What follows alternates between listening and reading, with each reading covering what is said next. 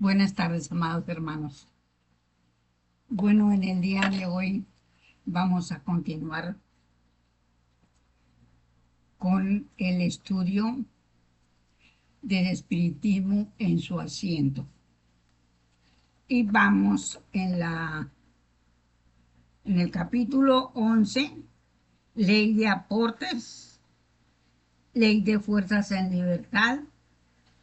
Sus artículos son la potencia por la sabiduría. Bueno, pero amados hermanos, yo tengo algo que informarles. Y es que hay hermanos de la escuela, jóvenes, lógicamente. Hay una familia que son como 10 u 11 hermanos.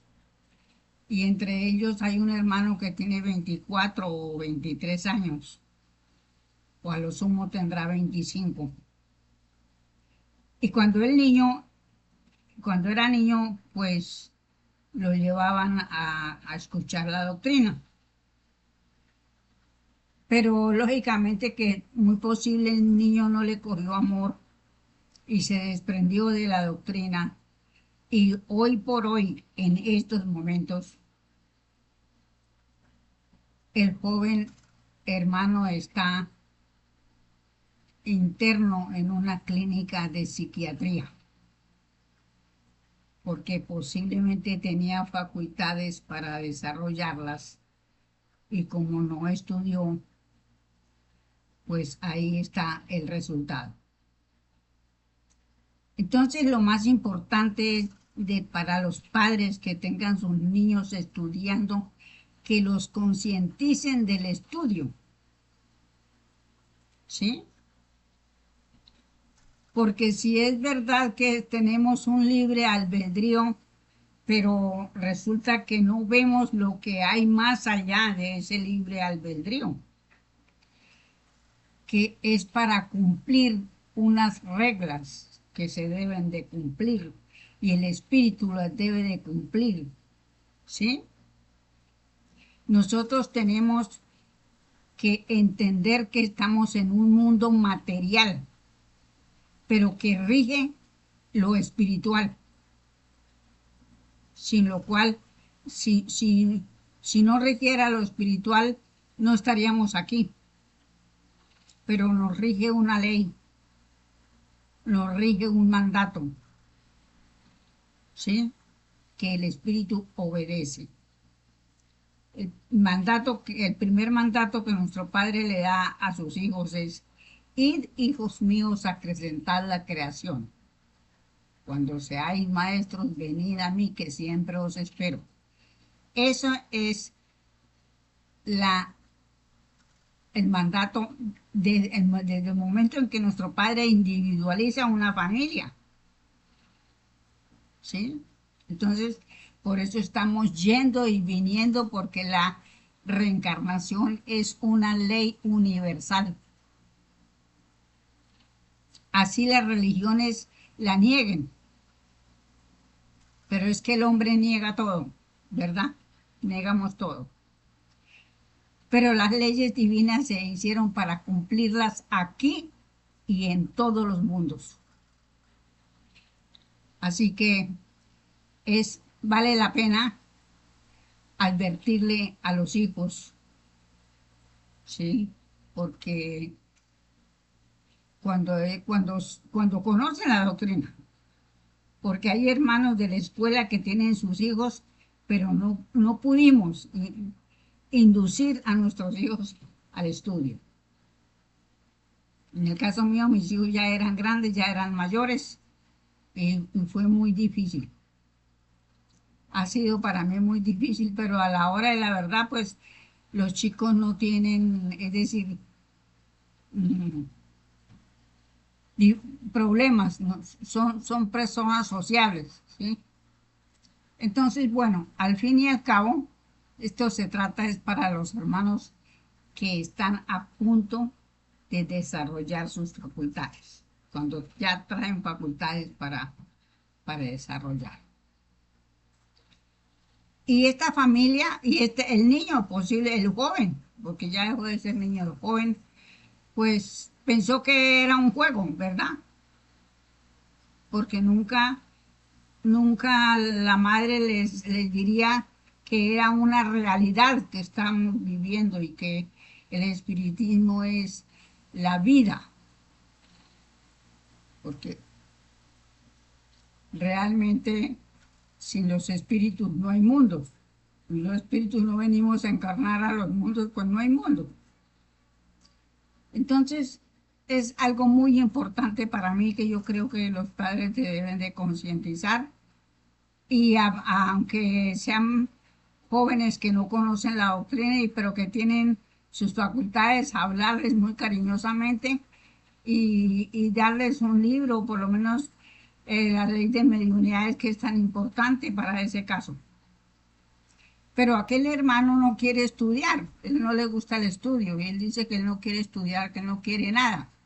Entonces, pues, de tal manera, pues, que es difícil en una situación así. Entonces, bueno, por eso traigo a colación ese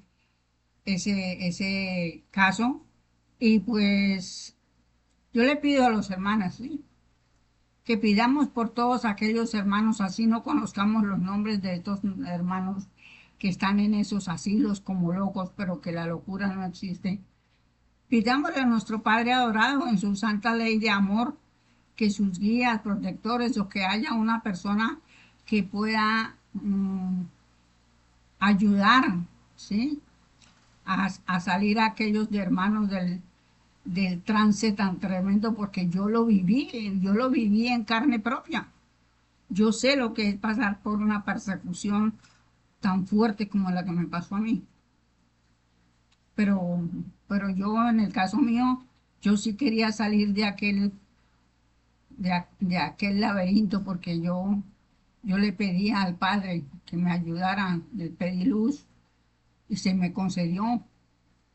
Y entonces, bueno, logré salir adelante. Y si no, pues hubiera quedado por allá en una clínica de reposo, Padre mío, ay no.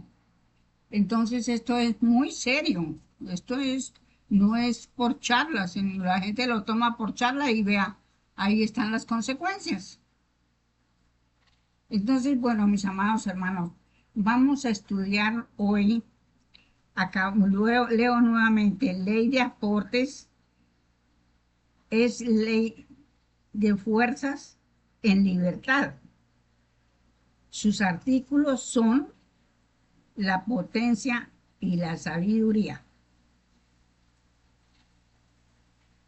Voy a explicar cómo se efectúa el aporte. Entonces aquí ya vamos a tener una enseñanza de una mediunidad, la mediunidad de aportes. Bueno, vamos a poner aquí la lectura.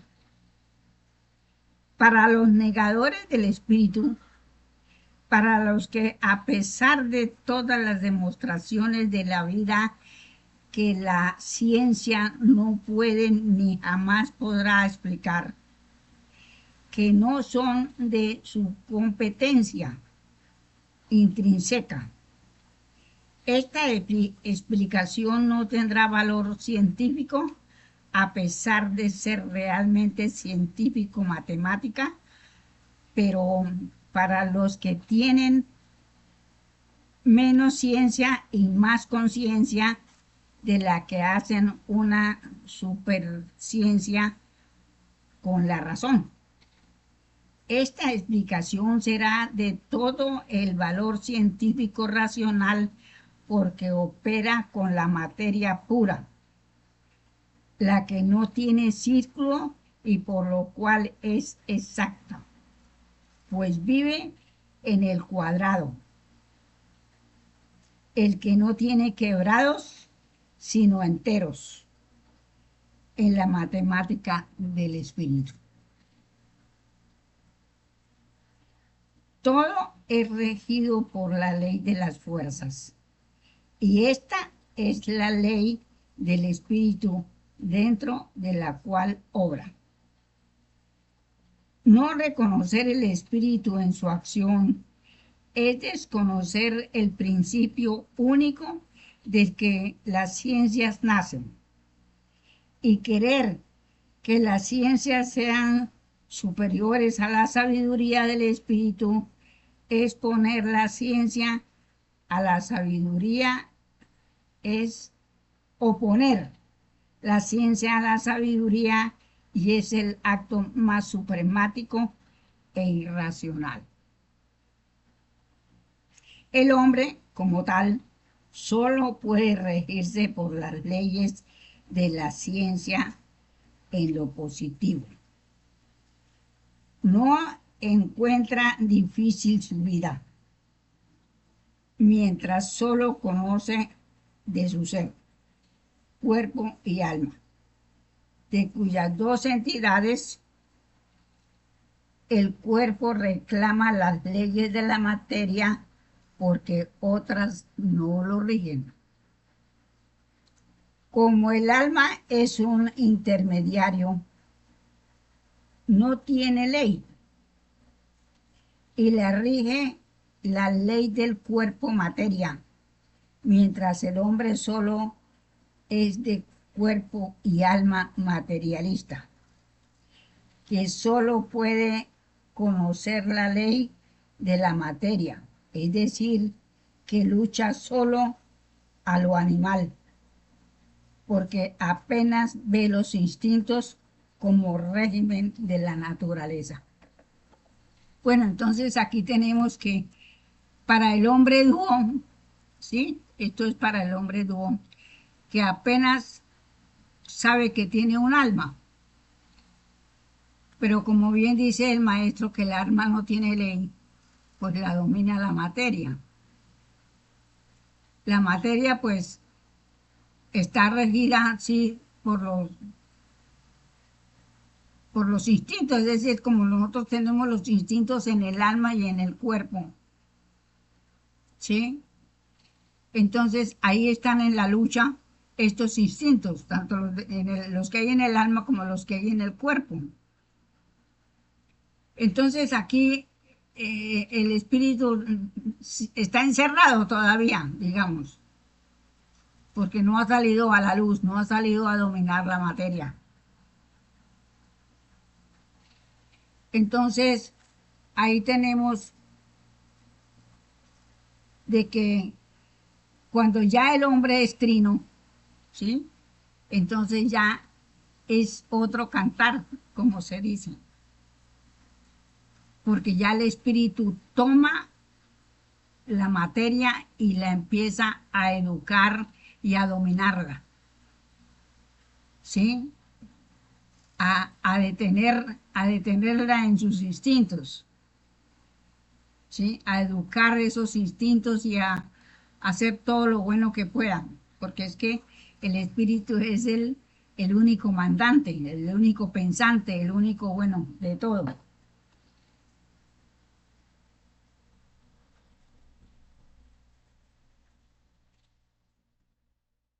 Pedir que un hombre en ese grado ejecute efectos psíquicos es lo mismo que mandarle al buey volar.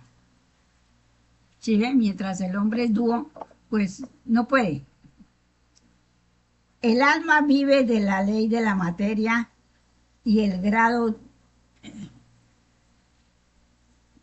dicho del hombre animal.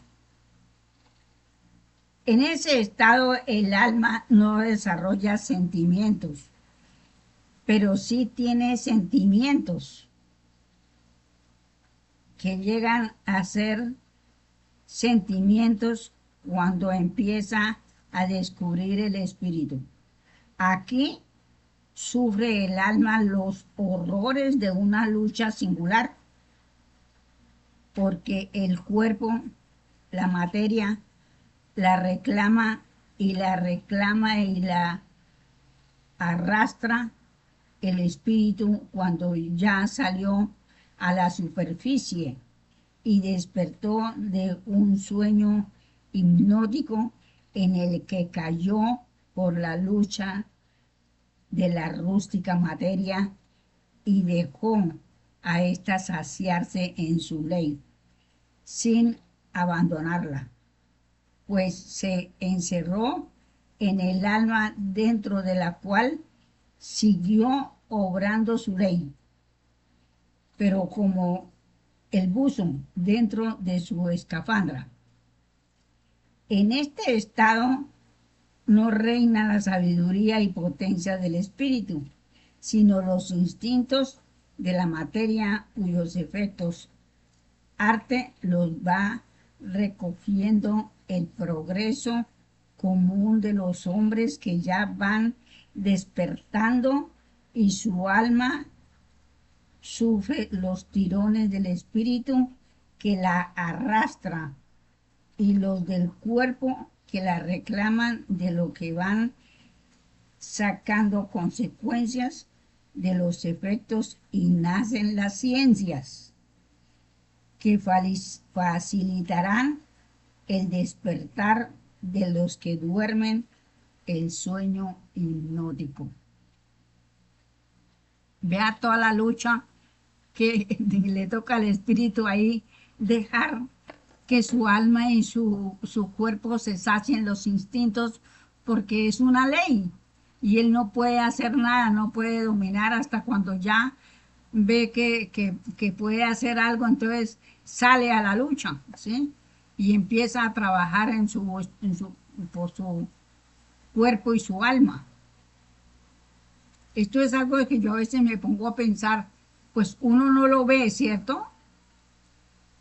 Pero en el caso, por lo menos a mí cuando me ocurrió esa sensación de esa persecución espiritual que tuve, uno se siente acosado y como uno no puede, es decir, uno siente pero no ve las cosas, ¿cierto?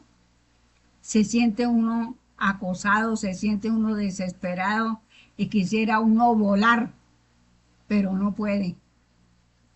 Quisiera uno deshacer quién sabe qué tantas cosas, pero no puede. Entonces yo pienso, amados hermanos, que en esas condiciones así, cuando nuestro espíritu se encuentra en esa batalla, es tremenda la lucha contra los instintos para empezar a educarlos. Eso tiene que ser una lucha tremenda que, como le digo, que no se ve, pero se sienten digamos que los latigazos de todo esto que sufrimos nosotros espiritualmente. Y valga la pena decir que hay que sacar fuerzas de donde no las tengamos, porque es dura la batalla.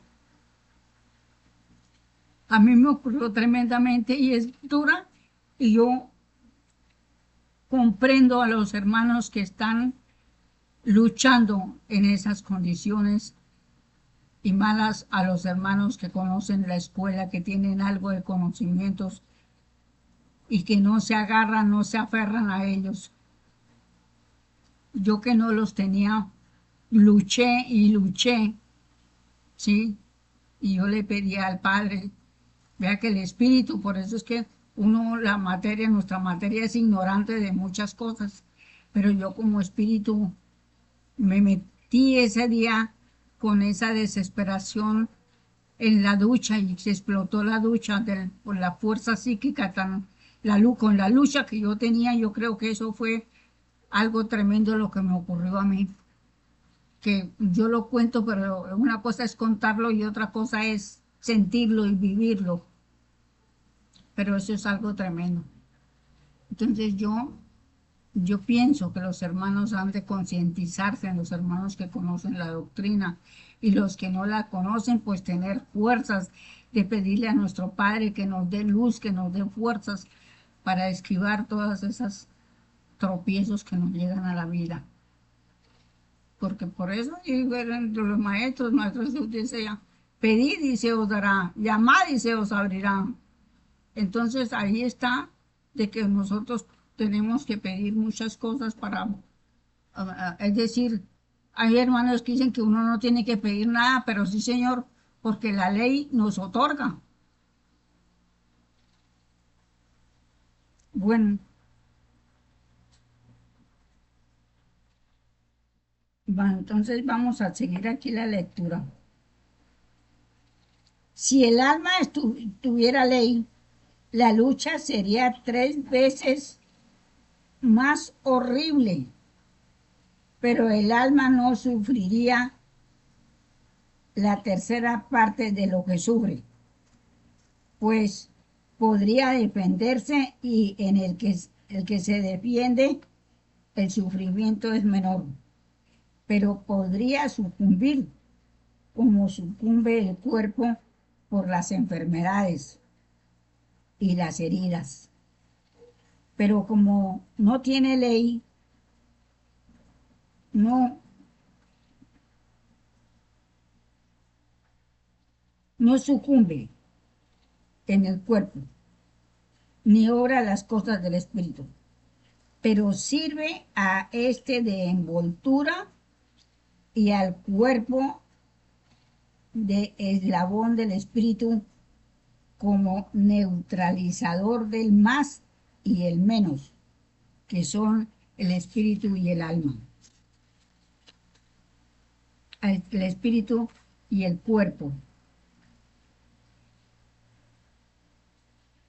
Lo que está científicamente demostrado en las leyes de la electricidad que condena la ley de las fuerzas. Ahí es donde los hombres que dicen que saben ciencias deben buscar el desenlace sus, de todos sus dilemas si quieren entrar en el primer grado de la sabiduría.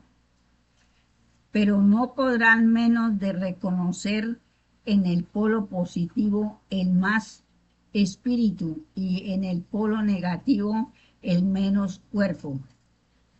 Pero lo utilizaréis sin su alma,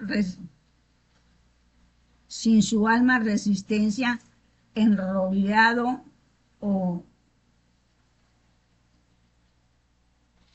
o filamento que demuestre el efecto de la causa, nada conseguiréis sino la muerte del menos, es decir, que se fundirá el negativo y quedará el plomo, pero con ese neutralizador del más y del menos matemáticamente regulado, se demostrará en la luz la vida que no veis en los conductores. He ahí el alma. Vean, entonces como el alma no tiene ley, ¿cierto? Y el alma es el intermediario entre el cuerpo y el espíritu, ¿sí? Para poder encarnar, el espíritu tuvo que tomar alma, ¿sí? Para poder encarnar en sus primeras encarnaciones en el mundo embrionario. Entonces, sin el alma, el espíritu tampoco podría encarnar. Entonces, el alma es el, digamos que el hilo fluídico, el hilo eléctrico que, lo, que el espíritu lo puede dominar y lleva consigo su alma para poder encarnar, para poder tomar, hacer su materia. Pues bueno, son tantas cosas que yo de las leyes de electricidad no sé ni pío, pero realmente yo con lo que dice aquí el maestro, pues yo entiendo que el alma es importante, importante, que si el espíritu no toma alma no puede hacer nada. Si el espíritu permanece, digamos que nuestro Padre nos individualice y no tomemos alma, no podemos hacer nada. Pero tan pronto nos individualiza ya estamos rotando para tomar alma universal.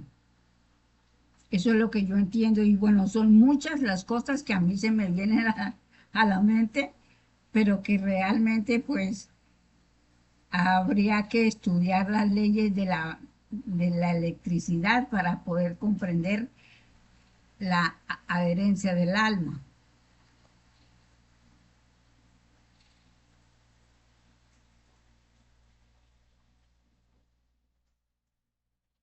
Es decir, que fundirá el negativo, se quemará el polo, pero pero con ese neutralizador del más y del menos matemáticamente regulado, se demostrará con la luz la vida que no veía en los conductores. He ahí el alma. Volví a repetir eso para que se nos quede, para poderlo, bueno, grabar en nuestra mente y analizar y pensar sobre el alma, ¿sí? Y el alma, pues, vamos agrandando el alma en cada existencia, tomamos alma de nuestros padres, a la vez que nosotros también le damos alma a nuestros hijos. Y bueno, ahí vamos haciendo un trabajo del, del alma que la vamos agrandando y al mismo tiempo pues estamos um, purificando materia al estar encarnando y desencarnando y bueno, todo lo que tenemos que hacer para, para purificar la materia de los mundos.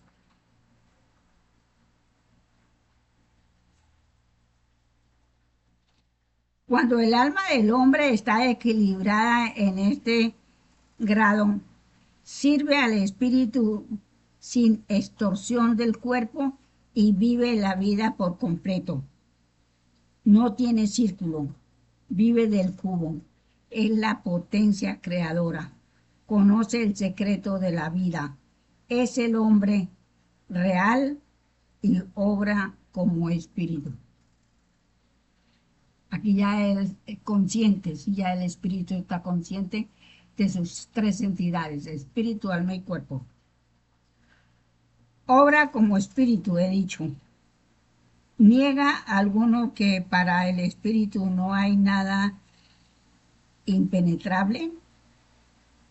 Estar reconocido en la razón, en la sabiduría y en los efectos que los hombres han historiado de que el espíritu no reconoce opacidad y por lo tanto no hay barreras a su paso. Nadie niega, todos reconocen, religiosos, ateos y materialistas, físicos, químicos y astrónomos, lo confiesan. Y aquí tenéis explicada toda la más materialista posible, la causa de los fenómenos físicos y de las materializaciones y desmaterializaciones y por ende de los aportes que deberían explicarse una vez y hoy se explica para siempre. Yo aquí he analizado, por lo menos yo, en una época me puse a analizar eso, ¿cierto? Y entonces llegué a la consecuencia de que el espíritu cuando va atrás, aquí vamos a leer, pues les voy a decir, amados hermanos, lo que yo pensé. El espíritu tiene la facultad de aporte, ¿cierto? Entonces resulta que en X parte hay algo que él quiere traer y demostrar. Cualquier objeto, puede ser una piedra, puede ser una flor, puede ser un peine, puede ser eh, cualquier cosa, un frasco, cualquier cosa. Entonces el espíritu toma, el espíritu que tiene la facultad de aporte, y lógicamente que el maestro dice que los espíritus no trabajan solos, hay alguien que les, otros espíritus, compañeros que les ayudan. Entonces, como él no tiene manos, el espíritu no tiene manos, está posesionado de un cuerpo que sí tiene manos, pero el espíritu no tiene manos, solo es energía. Entonces él va y descompone, lo deterioriza, lo vuelve polvo, digámoslo así, lo deterioriza y lo envuelve en el alma y lo trae,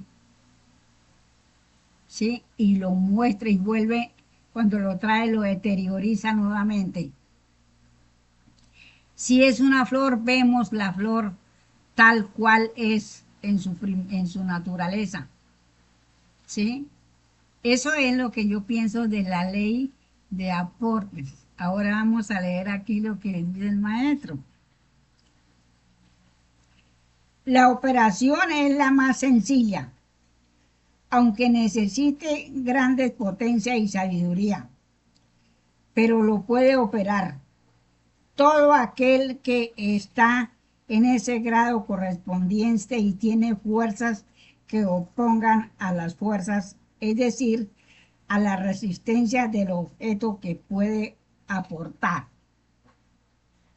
En estas condiciones el espíritu se desdobla y penetra en donde está el objeto y lo reduce hasta el estado etéreo, o sea, lo vuelve polvo, digamos así, con, convirtiéndolo en su envoltura y vuelve al punto donde está su cuerpo, pasando paredes sin obstáculos, porque el objeto va exteriorizado y lo vuelve a materializar en el objeto, cuyos moldes, hechura exacta y estado van en estado de éter y a voluntad de la potencia del facultado espíritu vuelve a hacer la cosa. Bueno, ahí tenemos, amados hermanos, el estudio de la ley de aportes, cómo se trae algo. Y cada uno en nuestro